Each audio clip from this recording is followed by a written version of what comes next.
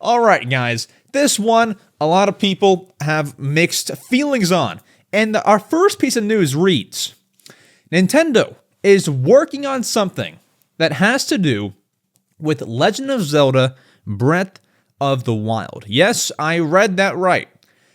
Zelda Breath of the Wild, the 2017 Nintendo game. So what the heck does any of that mean? Okay, Max, Breath of the Wild is done. It came out in 2017. What else are they going to do to it? Well, let me read here. So this information, this rumor, comes from video game leaker called Midori. Now, Midori, I'm not as familiar with as someone like Puro, who's that bird that leaks everything, right? So what I have found out is that Midori is credible with giving Nintendo info, Sega stuff, Persona stuff. Midori has a lot of credibility in the scene. Look it up for yourself if you need to, but I felt it was credible enough to bring on the podcast. And I believe Puro even follows Midori, and Puro's a very good leaker, so kind of adds to the credibility. But either way, all right, here's where the info stems from. So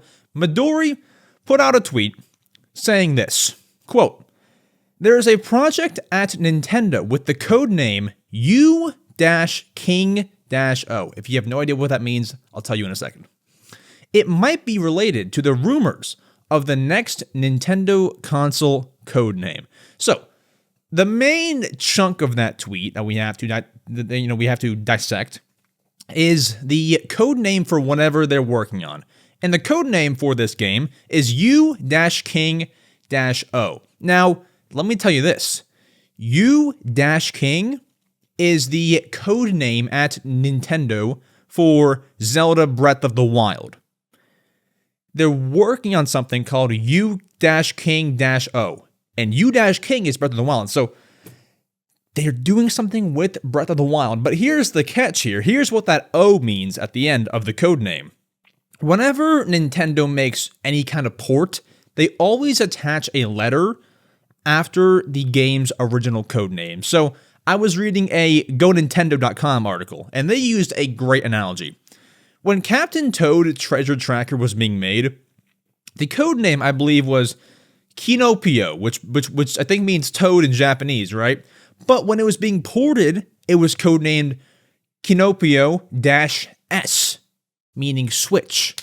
So, Midori and the people online believe the O at the end of U-King means whatever the Switch 2 is. Whatever the Switch 2 is going to be, its console letter is O. So what this means is Breath of the Wild Switch 2 is something that is being worked on.